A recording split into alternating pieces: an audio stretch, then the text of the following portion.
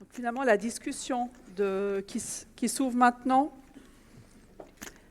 elle porte en quelque sorte sur la question de quels sont les paramètres les plus importants qui peuvent affecter notre bien-être dans l'espace public, dans notre environnement de tous les jours. Et donc voilà, je ne sais pas si l'un de vous va encore s'exprimer rapidement par rapport à cette question ou si on ouvre d'emblée les questions au public. J'imagine qu'il y aura aussi, là j'ai besoin d'aide des organisateurs, on va aussi avoir des questions qui vont apparaître sur l'écran, elles sont déjà là, c'est magnifique. Voilà, donc... I'm sorry, I can't hear your translation. You can't hear my translation? No. Oh, okay. No, yes, Sorry. thank you. Fine. It's easy. Can you go on like this? Yeah, It's not that's working. better. Perfect. Voilà. Donc, je ne sais pas si avant de passer aux questions que vous avez déjà transmises par Slido, si quelqu'un souhaite prendre la parole maintenant, ou sinon, effectivement, alors passons à la première des questions, celle qui a le plus grand score. C'est Is BIM improving or reducing the spatial quality and the building culture? You talked us about BIM. I don't know. Would you like to go on with this question? Voulez-vous répondre à cette question? Oui. BIM is interesting in that it doesn't have the widest buy-in that we would necessarily like, so it's still quite difficult for different teams to talk to each other. And it seems to be a very technical tool that people hide for themselves rather than sharing. So we have work to do to make it a more user-friendly and open collaboration tool, in my experience. Je ne sais pas. Est-ce que Sandro Catachin? No. Would you like to Sure. say something else? BIM's an interesting system to be used in projects where landscape architecture is involved too, because it's not necessarily particularly compatible. If you're going to replicate floors across a building, I can see the potential for BIM being a really excellent tool. If you're going to be creating a kind of organic landscape that from day one is changing through growth, then we need some more sophisticated software to make it useful. And I think particularly, as Lynn mentioned, what happens at the end of the process, how do you use BIM effectively to look after a landscape, a building, in a way that is that's helpful to those people whose job that is? Because I think we do a lot of work for organizations like English Heritage. I think if we gave them a BIM model, they wouldn't know what it was, or indeed how to manipulate that data in a useful way. Thank you. Merci. Je ne sais pas si on va passer aux autres questions.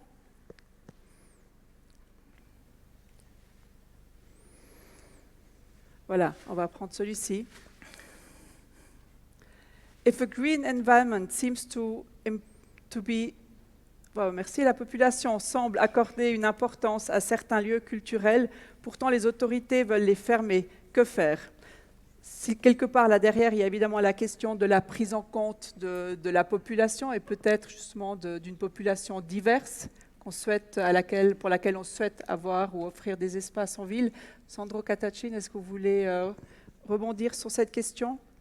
Donc la Reitschule, j'imagine qu'on est à Berne. Je ne sais pas qui a posé la question. C'est ça? Berne, oui.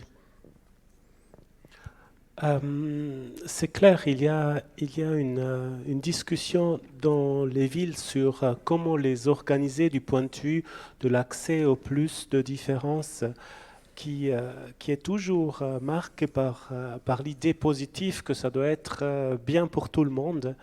Et en fait, dans les réalités, il y a quand même des limites à cette logique. Typiquement, dans la Reitschule, il y a une forte opposition parce qu'elle dérange. C'était clairement aussi à Zurich avec le IJZ que la même discussion avait eu lieu. Ce qui est clair, si on ferme quelque chose, il faut ouvrir une autre chose pour que ces initiatives et ces parties de la population trouvent leur place dans la ville. On ne peut pas s'imaginer qu'est-ce qui arriverait si on ferme la Reitschule effectivement aujourd'hui à ce moment-là, mais probablement des protestations très importantes.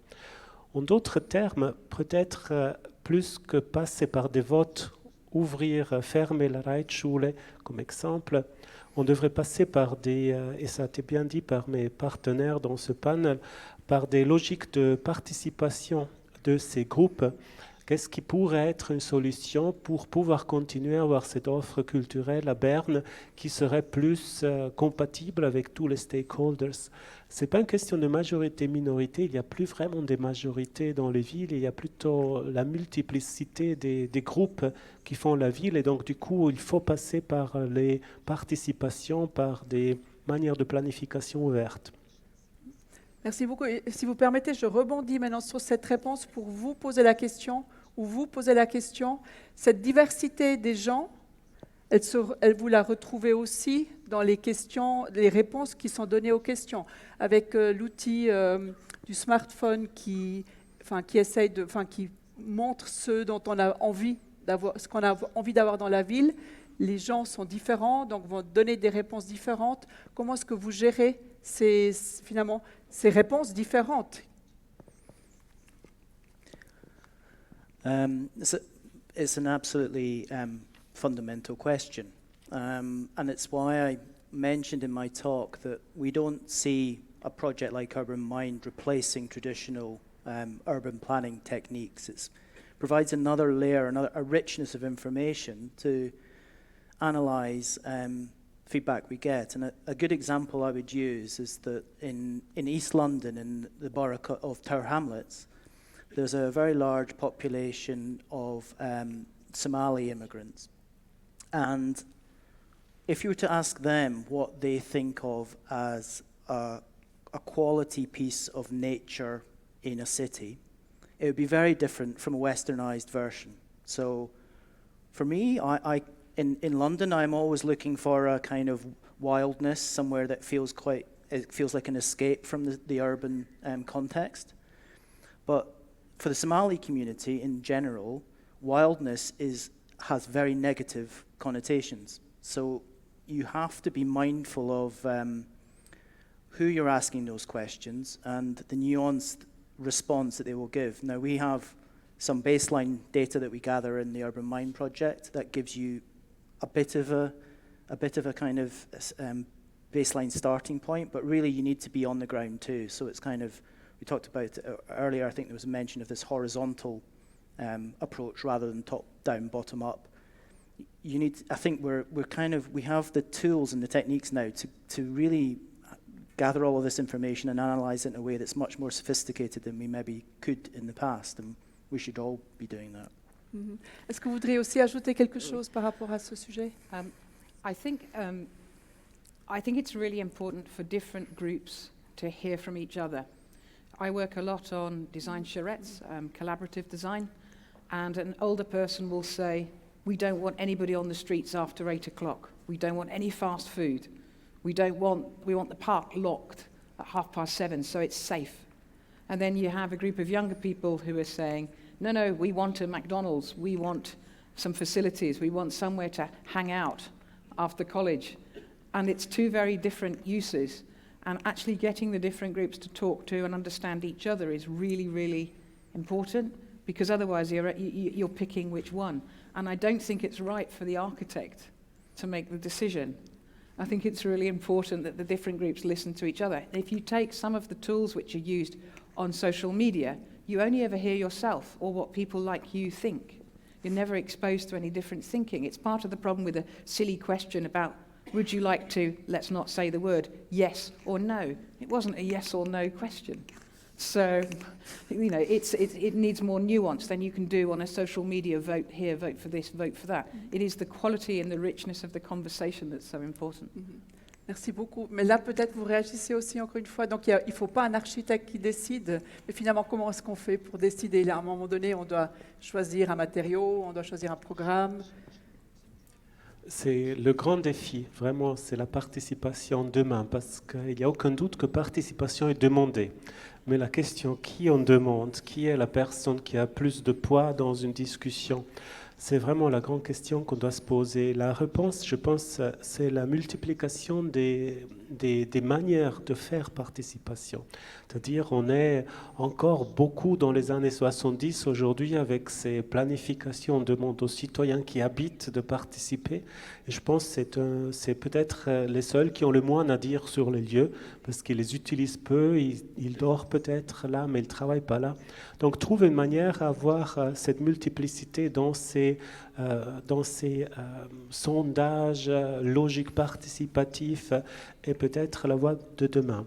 Je pense que là, pour être très précis, je pense que c'est vraiment pas une manière. Ça serait une erreur, mais c'est aussi une erreur de dire qu'une fois fait, cette participation, c'est fini, la logique de participation. Je pense que vous avez très bien souligné ceci, tout le cycle de vie d'un quartier, d'une construction signifie que durant tout le cycle de vie, il faut avoir une participation d'une manière ou d'une autre des utilisateurs des espaces qui sont concernés. Shall we go on with this point? Vous voulez ajouter quelque chose? I have Oui. one remark Oui. to make. We had a very elderly lady at a charrette we were running in Hertfordshire, in north of London, and an American-Cuban architect. And this lady was extremely disruptive, and she kept being very rude to the young people. And in the end, in some frustration, the architect said, "Madam, by the time we do this, you will be dead." Which so sometimes tact does disappear out the window. But it's still important, I agree with the points you made, it's still important that people have their say. You do have to have an arbiter, but often it's not an answer which is over there or over here. It's somewhere more nuanced in the middle. You're not going to please everybody all of the time, but everybody needs to be listened to. Can I just add a Yes. point? Because I'm privileged to be a landscape architect because most of our work is in the public realm, and ultimately our client is the public in most projects.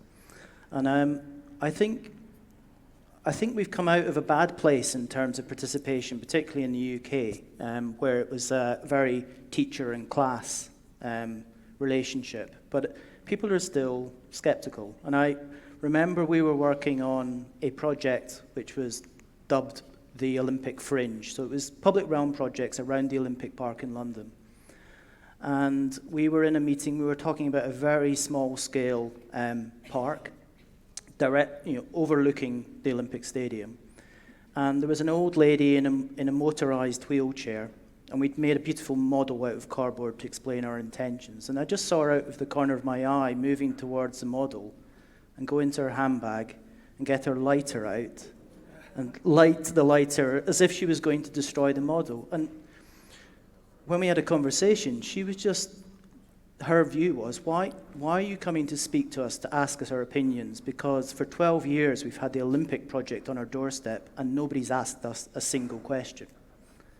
So I think often it's that one-to-one dialogue that's as important as a kind of collective response. I think we need to be just doing it as second nature in our projects.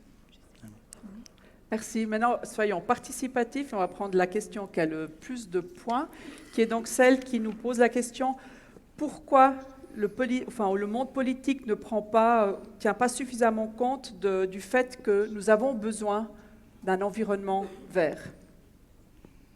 Pourquoi le politique tarde à répondre à ce besoin très simple des habitants de la ville? It's still seen as a luxury, and it's still seen as a nice to have.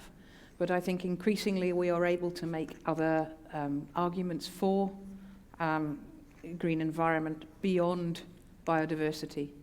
And I think it is those which are starting to have an impact. So when we start to talk about health impacts, the work that the professor was talking about earlier, the cognitive neuroscience, about your response, your physical and your emotional response to a green environment. Also, air quality being such a big topic in many cities, the role of trees and greenery in dealing with that is increasingly important. So I think we have to work hard on making the case for that, and perhaps the cost to the public purse of not doing it. Merci beaucoup. Je sais pas, c'est vrai que nous avons eu plusieurs exposés, dont le vôtre, qui fait le lien entre le bien-être et le bien-être mental, le bien-être physique avec le bien-être mental. C'est peut-être un sujet, je ne sais pas est-ce que c'est un sujet que vous thématisez aussi au moment où vous regardez et observez les gens dans la ville. Oui, évidemment. Ce qui est effectivement ambivalent dans cette histoire du verre est qu'il y a des gens qui aiment ça et des gens qui n'aiment pas ça, ou des situations où le verre pourrait déranger. Je pense aux anciens centres historiques du Moyen-Âge. Si on commençait à mettre des arbres là, on détruirait une esthétique qui est très appréciée par les gens qui viennent voir ces espaces. J'étais aussi très, très intrigué par la présentation sur le verre à Londres, parce que cet espace qu'on a vu, c'est un espace très petit. Et donc, du coup, est-ce que c'était le cosy ou le verre qui faisait que les gens aimaient cet espace? Et je pense que c'est une grande question que je ne me suis jamais vraiment posée, mais je vois que c'est un thème dans nos entretiens, qu'il y a des petits espaces qui ne sont pas utilisables. On a le urban gardening comme histoire, c'est vrai, mais il y a beaucoup d'espaces qui restent privés, qui sont sous-utilisés et qui ont cet ensemble de caractéristiques d'être des lieux où on se sent bien, on peut rencontrer des amis qui sont cosy. Donc la ville, quelle attitude doit-elle avoir à l'égard du verre? Je dirais de nouveau pas une attitude simpliste. Je pense qu'il faut le penser comme espace de recueil, d'espace où on se trouve bien. De temps en temps, le verre, c'est bien. De temps en temps, si je pense à Plein Palais, il est plutôt dérangeant. Donc on l'a bien géré. Mais c'est plutôt important que ce soit une grande place sans rien. Sans rien, c'est très important. Donc des compromis qui se trouvent à cet égard. Pensons le verre comme partie de la ville. C'est fondamental, mais pensons quand on veut le réaliser quand même aux endroits et comment ouvrir des endroits, même des petits endroits. Merci beaucoup. Mais peut-être vous ajoutez quelque chose à la question des échelles, c'est ça, du verre? Yeah. Le grand, le petit? Yeah, I mean, what's been really fascinating for us since we completed the Dalston Eastern Curve Garden is the amount of developers that have approached us and said, can you do one of those over there? Or, we've got a big development, we'd like a little garden just like yours. And the point I was trying to make, and I think it comes through in our research with Urban Mind as well, is that you can't just copy and paste. You have to, Dalston Eastern Curve Garden works partly because it's green and partly because it's cosy. But it really works because of where it is and our response to that neighbourhood and the people who use it. So we did a huge amount of work prior to coming forward with proposals. We talked to lots of people.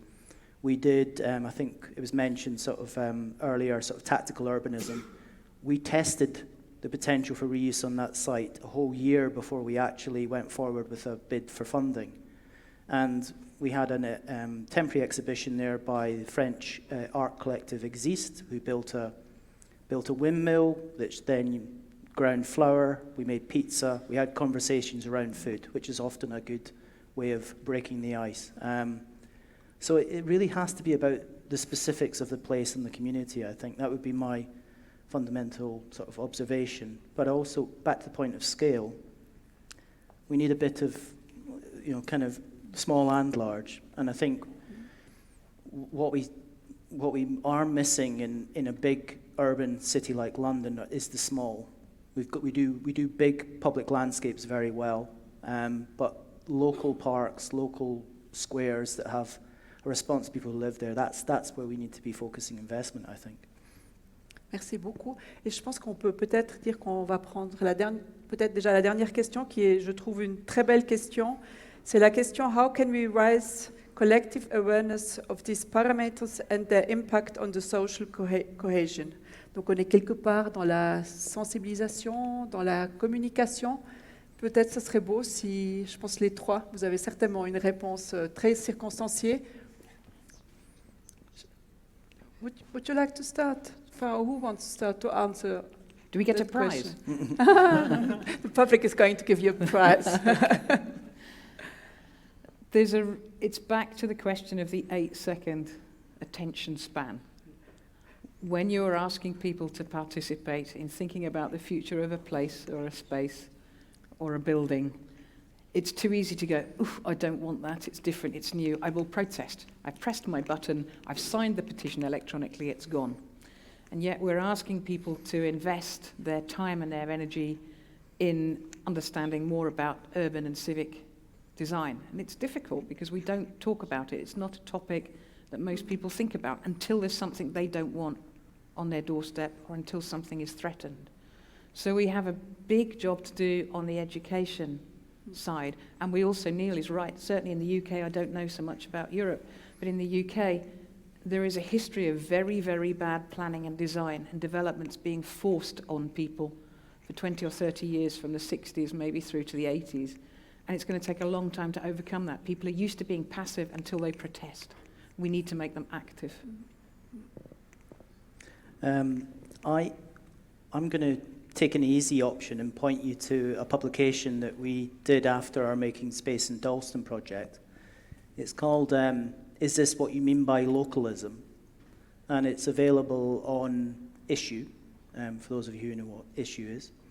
It was written by Kieran Long, a journalist. It has a foreword by then Mayor Boris Johnson, but don't let that put you off. But it was a reflection on the positive and negative outcomes of our design process for public realm urban interventions. And we did it, or we pestered the Mayor's office to do it, because we felt it was important that, like you mentioned earlier, Lynn, that it's very seldom that you have a post-occupancy review of public realm and landscapes. We need to be celebrating the good projects and, to use a phrase from earlier, disregarding the shitty projects. I think, and then telling everyone about it, shouting about it, publishing, talking to people, and engaging the public in that process. Thank you. Et Sandro Catachin, qu'est-ce que vous nous donnez sur la route? Qu'il faut peut-être être plus modeste et pas avoir des buts comme la cohésion sociale dans une ville. La ville est anti-cohésion sociale. C'est vraiment une mauvaise orientation, et c'est un peu la même avec la mixité urbaine, tous ces termes très, qui disent relativement peu sur ce qui est la ville et qui sont des souhaits que peut-être les gens qui habitent la ville n'ont pas du tout. Qu'est-ce que doit créer la ville comme vivre la ville? Qu'est-ce que doit être l'attitude qu'on développe? Je pense que c'est très simple. Tout d'abord, une attitude civilisée. La ville reste le lieu de civilisation, et si ça ne marche pas, ça n'a rien que faire avec vivre ensemble, ça a que faire avec respecter juste l'autre. Il ne faut même pas lui parler, mais c'est juste le respecter. Et si on arrive à faire le deuxième pas, d'ajouter à la civilité aussi un engagement civique, c'est-à-dire participer, utiliser les opportunités de dire ce qu'on pense, on arrive peut-être à gérer cette ville anarchique d'une manière à, je dirais, se tolérer au minimum, se respecter au maximum. Ça, c'est les buts de la ville, et pas plus. Tout le reste risque de faire des dégâts plus que du bien à la ville. Merci beaucoup. Moi, j'aurais presque envie de dire qu'on s'arrête ici. D'ailleurs, l'heure est arrivée. Il est 5h30. J'aimerais vous remercier tous les trois, vraiment très, très sincèrement. Je pense je suis architecte, on est beaucoup d'architectes et d'urbanistes dans la salle, et je crois que vous nous avez vraiment aidés à remettre, finalement, à changer peut-être un peu de perspective et de nous mettre vraiment, je dirais, à la place des gens qui vivent la ville au quotidien. Et j'aimerais vous remercier très sincèrement. Merci beaucoup.